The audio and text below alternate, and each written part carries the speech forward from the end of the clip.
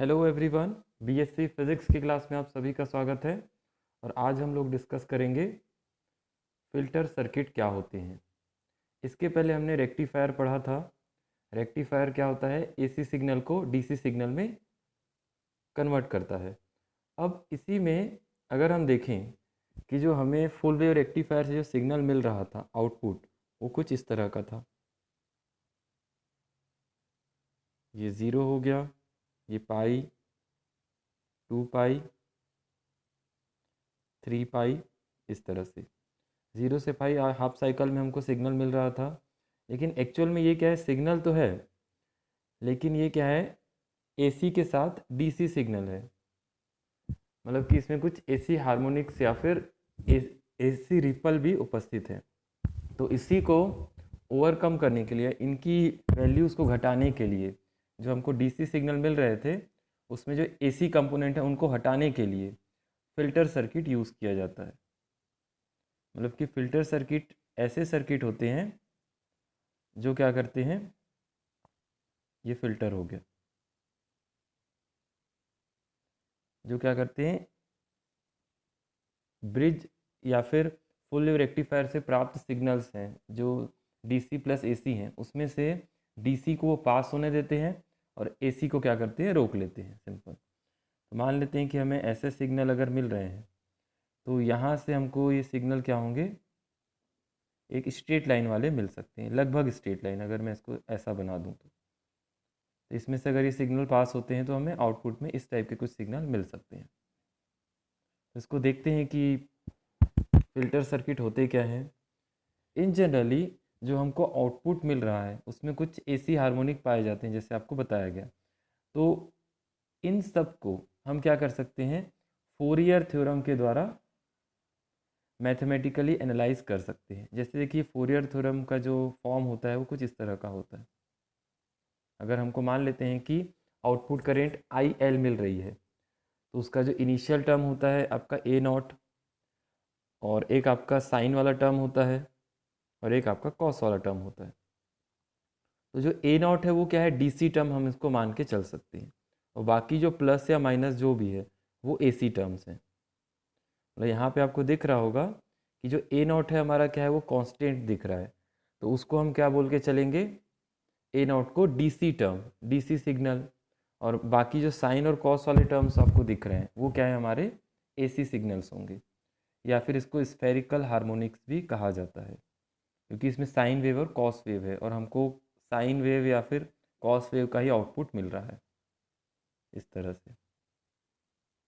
तो according to Fourier theorem, A nought, A N N, B N are defined as like this. Okay, इसको हम चाहें तो direct solve भी कर सकते हैं अगर हमारे पास आई एल की वैल्यू प्रेजेंट रही तो।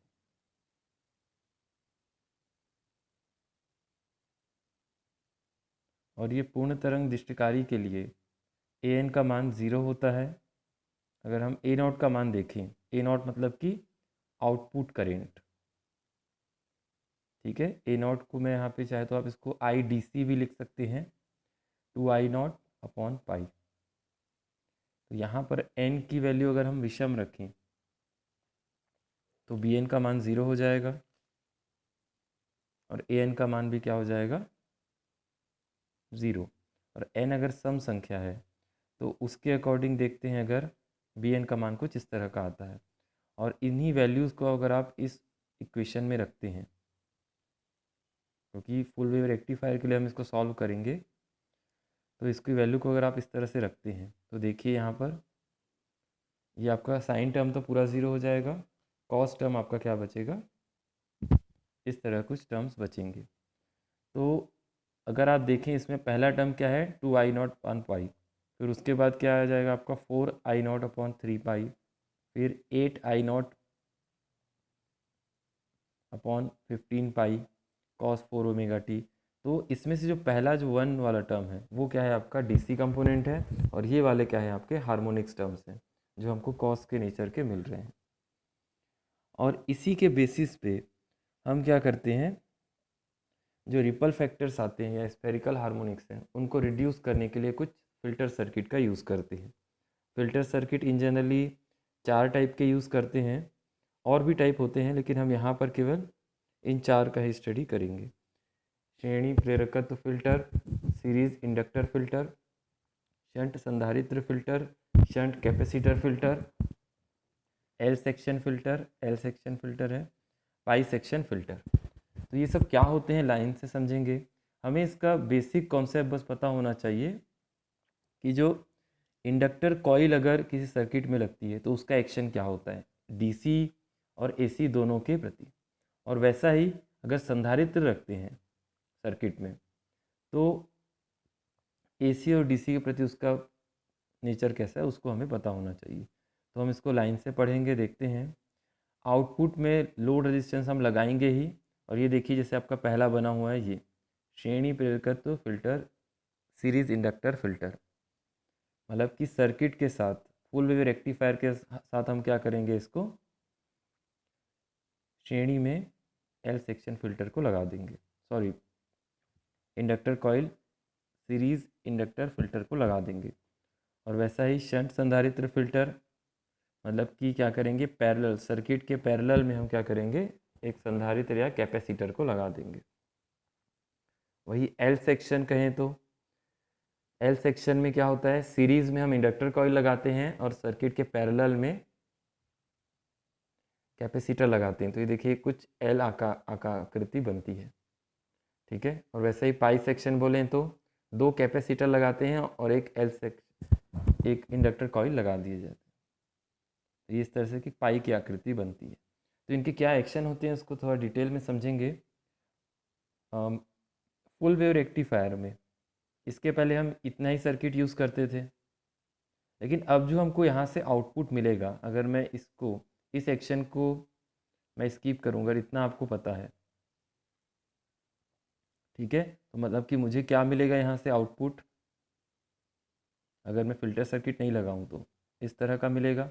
अब यही सिग्नल आपका किस में से जाएगा, इसमें जो ये श्रेणी प्रेरकत्व फिल्टर आपको दिख रहा है, मतलब कि प्रेरण कॉइल जो आपको दिख रही है या फिर इंडक्टर कॉइल जो आपको दिख रही है, इसमें से गुजरेगा और हमको क्या मिलेगा, लगभग एक डीसी सिग्नल मिलेगा। क्यों मिलेगा उसको समझते हैं। क्योंकि देखिए ये जो सिग्नल है आपका, ये जो हमारा सिग्नल है इस तरह से अपनी ज़ीरो वैल्यू से वो मैक्सिमम वैल्यू तक जा रहा है, मतलब कि ये चेंज हो रहा है, ज़ीरो से मैक्सिमम की चेंज हो रहा है और मैक्सिमम के बाद मिनिमम हो रहा है, मतलब कि चेंज हो रहा है। और हमें पता है कि इंडक्टर कॉइल का एक नेचर होता है, इसमें एसी डीसी दोनों इंक्लूड है। तो नेचर इसमें जो प्रेरकत्व कुंडली है उसका नेचर ये होता है कि वो धारा में परिवर्तन का या वोल्टेज में परिवर्तन का विरोध करती है, और जो लगभग कांस्टेंट धारा होती है उसको फ्लो होने दे देती है। इसका मतलब ये कह सकते हैं कि जो इंडक्टर कॉइल है उसका जो रेजिस्टेंस होता है डीसी के लिए लगभग ज़ीरो है और एसी के लिए क्या है, इन्फिनाइट होता है या फिर ज़्यादा होता है, ये कह सकते हैं। अब कैसे बोलें, क्योंकि इसको अगर मैं लिखना चाहूँ तो एक्स एल लिखूँगा, जो एसी के लिए होता है ओनली ओमेगा एल। ओमेगा क्या होता है, एंगुलर फ्रिक्वेंसी होती है सिग्नल की। लेकिन डीसी की बात करेंगे तो डीसी के लिए ओमेगा का मान 0 होता है, मतलब कि एक्स एल क्या हो जाएगा, 0। इसका मीनिंग क्या हुआ कि ये जो इंडक्टर कॉइल है इसमें से जो कांस्टेंट टर्म्स होंगे उसी को क्या करेगी, फ्लो होने देगी, और 0 से मैक्सिमम और मैक्सिमम से जो मिनिमम हो रहे हैं सिग्नल उसको यहाँ पे ये रोक देगा। मतलब आप इसको समझ सकते हैं, जैसे ये सिग्नल आपका मैक्सिमम हुआ, फिर यहाँ पर ये कांस्टेंट है लगभग, फिर मिनिमम हुआ, फिर ये इस तरह से, मतलब कि इसकी जो औसत वैल्यू है वो उसको फ्लो होने दे देगा डीसी को। लेकिन जो सिग्नल 0 से मैक्सिमम और मैक्सिमम से मिनिमम जो चेंज हो रहा है, इस चेंज को ये क्या कर देगा, ओवरकम कर देगा और उसको कन्वर्ट कर देगा मैग्नेटिक फील्ड में। मतलब कि धारा के परिवर्तन को क्या कर देगा, मैग्नेटिक फील्ड में स्टोर कर देगा, और जैसे इसका औसत मान बढ़ेगा तो उसको स्टोर कर देगा, और जैसे इसका औसत मान क्या होगा, कम होने लगेगा तो इसको रिलीज़ कर देगा, वापस मैग्नेटिक फील्ड को करंट में कन्वर्ट कर देगा। और इस तरह से आपको एक ग्राफ मिलेगा, ये देखिए। जैसे आपको यहाँ पे डैश लाइन जो दिख रही है वो क्या है, आपका फिल्टर परिपथ की अनुपस्थिति में धारा है। और जब फिल्टर परिपथ उपस्थित होता है तो इनिशियली जब इंडक्टर कॉइल से धारा प्रवाहित होती है तो उसका जो मैक्सिमम मान है और मिनिमम मान है, मतलब कि 0 से बढ़ना और फिर मैक्सिमम से घटना, इसको क्या कर देगा वो, ये पूरे सिग्नल को क्या कर देगा वो ब्लॉक कर देगा, ये कह सकते हैं, और उसको मैग्नेटिक फील्ड में कन्वर्ट कर देता है। और बाकी जो इस वैल्यू पे, जो आपका मैक्सिमम वैल्यू पे जो लगभग कांस्टेंट वैल्यूज़ हैं, उनको क्या कर देगा वो फ्लो होने दे देता है, क्योंकि उसमें से जो डीसी कंपोनेंट्स होंगे कुछ वैल्यू वाले जो कांस्टेंट होंगे लगभग, उनको क्या कर देगा वो फ्लो होने दे देगा। ठीक है, क्योंकि यहाँ पर हमें देखें, अगर हम देखें इस सिग्नल में, तो इस सिग्नल में भी हमारे पास कुछ ऐसी वैल्यूज़ हैं ऊपर की जो क्या आ रही है लगभग कांस्टेंट है, और ये वैल्यू क्या हो रही है, चेंजिंग वैल्यू है। 0 से मैक्सिमम, फिर मैक्सिमम से वापस 0 होना, घट 0 से बढ़ना, फिर बढ़कर घटना। तो जो बढ़ा हुआ वैल्यू है वो कांस्टेंट है सभी कर्व के लिए, तो उसके अकॉर्डिंग हमको क्या मिलता है, केवल ये वाला सिग्नल मिलता है, और ये लगभग क्या है, कांस्टेंट है, ये माना जा सकता है। और इसी के अकॉर्डिंग हम क्या करते हैं, इसको सॉल्व करते हैं। इसका जो मैथमेटिकल एनालिसिस है इसको आप लोग सॉल्व कर सकते हैं। ठीक है, और कोई भी इसमें डाउट होता है तो आप इसको पूछ सकते हैं। आपको सेम वही चीज़ निकालनी है, निर्गत धारा डीसी का मान हम ये पहले निकाल चुके हैं। ठीक है, यहाँ पर बस ये है कि जो लोड रेजिस्टेंस है उसको लिया गया है, बस ये ध्यान रखना है। वोल्टेज नियमन भी हम निकाल चुके थे, ये बस आपको इसके टर्म्स में निकालना होगा। और उसके बाद रिपल फैक्टर आप निकालेंगे। रिपल फैक्टर कैसे कैलकुलेट करेंगे, इसके पहले हम क्या कर रहे थे, रेजिस्टेंस ले रहे थे केवल लोड रेजिस्टेंस को, लेकिन अब हम इसमें लेंगे प्रतिबाधा को, क्योंकि हमारे पास एक रेजिस्टेंस भी है और अब क्या है आपका इंडक्टर कॉइल है, उसका भी रेजिस्टेंस होगा, तो उसको हम क्या कहते हैं, परिपथ की प्रतिबाधा, जो डिफाइंड होती है आपकी इस फॉर्मूले से। इसको भी इंक्लूड करेंगे, और ये जो आपका जहाँ पे जेड लिखा हुआ है वहाँ पे आप रखेंगे इसकी वैल्यूज़ को, और इसकी वैल्यू को अगर आप आरएमएस मान में सॉल्व करते हैं तो लास्ट में आपका क्या आता है, गेमा का मान 0.47 आ जाता है। ठीक है, और उसके बाद अगर आप दो कंडीशंस को लगाते हैं तो उसके अकॉर्डिंग इसका मान और घट भी सकता है। तो यहाँ पर ये ध्यान देने वाली बात है कि जो हमारा सिग्नल है, अगर लोड प्रतिरोध के ऊपर जो हमने लास्ट में आउटपुट में रेजिस्टेंस लगाया है, लोड रेजिस्टेंस, उस पर उसको हम हटा भी दें तो इसका जो आउटपुट है उसके ऊपर निर्भर नहीं करेगा। अगर लोड प्रतिरोध लगा देते हैं, इसका मान अगर ज़्यादा रख लेते हैं, R+RL ग्रेटर देन 2 ओमेगा, तो इसके अकॉर्डिंग 0.47 हमारा रिपल फैक्टर आता है, जो घट चुका है। हमें पता है कि जो नॉर्मल फुल वेव रेक्टिफायर होता है उसकी अपेक्षा वो घट चुका है। लेकिन अगर हम बात करें कि जो इंडक्टर कॉइल है उसको हम लगाएं, उसके प्रतिरोध को ज़्यादा रखें, तो क्या हो जाएगा, रिपल फैक्टर का मान और घट जाएगा, 0.23 हो जाएगा। तो इसलिए ये एक अच्छा मतलब सर्किट हो सकता है इंडक्टर कॉइल। ठीक है, तो आई होप आप सभी को ये समझ में आ गया होगा इंडक्टर कॉइल काम क्या करता है। Maximum to minimum and minimum to maximum जो चेंज होता है उसको क्या करता है, वो रोक देता है सिग्नल को, और जो डीसी सिग्नल है उसको पास होने दे देता है, लगभग डीसी सिग्नल। लेकिन फिर भी हमें जो सिग्नल मिल रहा है वो कैसा है, थोड़ा सा एकदम एग्जैक्ट डीसी नहीं है, एकदम एग्जैक्ट कांस्टेंट नहीं है, तो उसके लिए कुछ दूसरे डिवाइस, दूसरे फिल्टर भी यूज़ किए जाते हैं। तो सेकंड पढ़ लेते हैं फिर, शंट कैपेसिटर फिल्टर। इस फिल्टर में एक संधारित्र सी को लोड प्रतिरोध RL के साथ समांतर क्रम में जोड़ा जाता है, और इसका जो इफेक्टिव रेजिस्टेंस होता है जिसको प्रतिघात कहते हैं 1/ωc के बराबर होता है। और हमें पता है कि जैसे अगर inductor coil change in voltage या चेंज इन करंट को मैग्नेटिक फील्ड में स्टोर करता है, वैसा ही मतलब कि 0 से मैक्सिमम को स्टोर करेगा, मैक्सिमम से 0 चेंज को क्या करेगा, वो रिलीज कर देगा, सिंपल। तो वैसा ही जो कैपेसिटर होता है वो क्या करता है, चेंज इन सिग्नल को वो चार्ज के रूप में स्टोर कर देगा जब वो मिनिमम टू मैक्सिमम होगा, या फिर बाईपास करता है, ये कह सकते हैं। और इसके अकॉर्डिंग क्या करेगा, वो सिंपल सा बाईपास कर देगा, या फिर उसको मैक्सिमम से मिनिमम को क्या कर देगा, वो डिस्चार्ज कर देगा इन जनरली। और यहाँ पर इसका रीज़न ये है कि इसको पैरेलल ही क्यों लगाया गया है, क्योंकि हमें पता है कि अगर मैं धारिती प्रतिघात लिखूं तो इसको कैसे लिखते हैं, 1/ओमेगा c। तो AC के लिए इसका मान ये होता है, लेकिन DC के लिए बात करें तो इसका मान कितना होगा, ओमेगा इक्वल टू 0। तो यहाँ पे XC का मान कितना आ जाएगा, इन्फिनाइट।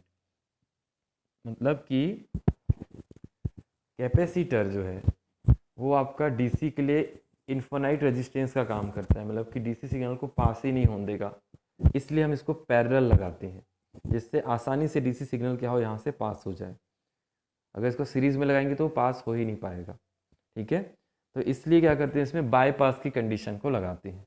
बाईपास मतलब कि पैरेलल में हम क्या करते हैं, फुल वेव रेक्टिफायर के साथ कैपेसिटर लगा देते हैं, और जिसकी सहायता से ये क्या होता है, आपका सॉल्व हो जाता है, ठीक है। तो देखिए यहाँ पर जैसे ये क्या होगा, ये सिग्नल आपका आया, इसमें से जो कुछ ऊपर का जो सिग्नल है वो लगभग कांस्टेंट है, देखिए। तो जब ज़ीरो से मैक्सिमम अपने एवरेज वैल्यू की तरफ जब ये चेंज होता है, तब क्या होगा, ये जो चेंज है वो कैपेसिटर में स्टोर हो जाएगा इलेक्ट्रिक फील्ड के फॉर्म में, और जो ये जो है क्या हो जाएगा, आपका बाईपास हो जाएगा, ऊपर से चला जाएगा।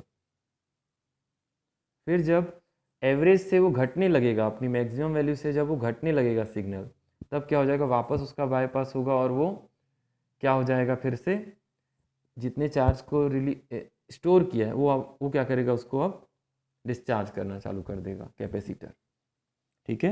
मैं एक बार और इसको डिस्कस कर रहा हूँ, थोड़ा ध्यान देंगे।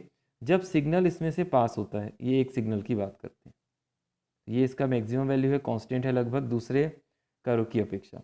तो जैसे देखिए जीरो से मैक्सिमम जब बढ़ रहा है, चेंज हो रहा है, तब कैपेसिटर हमारा क्या होगा, AC सिग्नल को जो चेंजिंग करेंट है उसको क्या कर देगा, स्टोर कर देगा इलेक्ट्रिक फील्ड के फॉर्म में, मतलब कि वो चार्ज होगा कैपेसिटर, एक मैक्सिमम वैल्यू तक चार्ज होगा, जिसको हम एवरेज वैल्यू कहते हैं। जब वो कैपेसिटर कंप्लीटली चार्ज होगा तो क्या हो जाएगा, ये DC सिग्नल जो कांस्टेंट सिग्नल है उसको पास होने दे देगा यहाँ से ऊपर से, क्योंकि DC सिग्नल इसमें से पास हो ही नहीं पाएगा कैपेसिटर में, क्योंकि कैपेसिटर क्या करता है, उसके लिए हाई इन्फिनाइट रेजिस्टेंस को जनरेट करता है। तो इसलिए DC सिग्नल ऊपर से चला जाएगा कांस्टेंट वाला, एवरेज वैल्यू वाला। अब उसके बाद क्या होगा, जैसे ही इसकी मैक्सिमम वैल्यू घटने लगेगी, तो मैक्सिमम वैल्यू जैसे से मैक्सिमम वैल्यू घटने लग जाएगी, तो ये क्या कर देगा, इस इतने से सिग्नल को जो मैक्सिमम से मिनिमम चेंज हो रहा है उसको क्या कर देगा, फिर रिलीज़ कर देगा, और जिससे क्या होगा, सिंपल सा कि हमें दूसरा कर्व मिलना चालू हो जाएगा।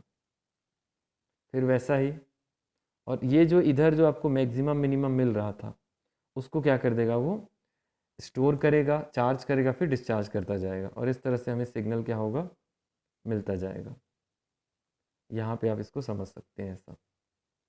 तो इतने को ये मिटा देगा, पूरा स्टोर कर देगा, फिर चार्ज और डिस्चार्ज की कंडीशन को लगा के इतने को हटा देगा, और ये हम केवल सिग्नल मिलेगा।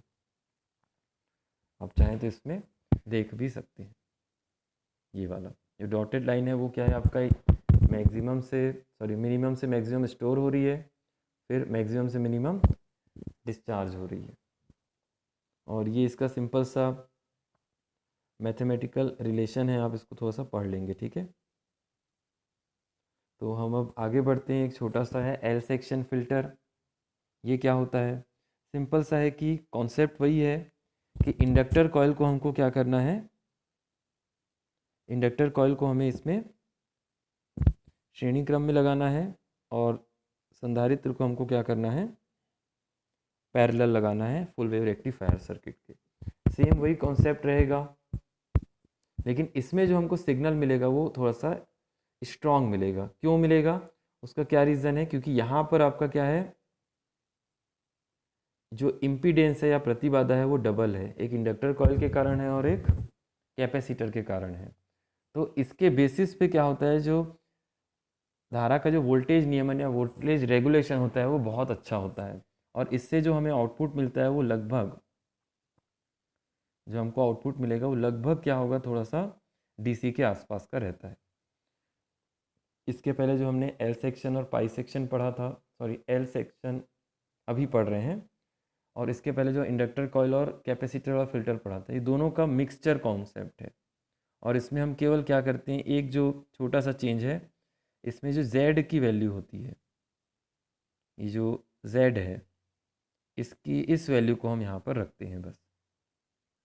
ये Z को अगर आप लिखना चाहें तो इस तरह से भी लिख सकते हैं।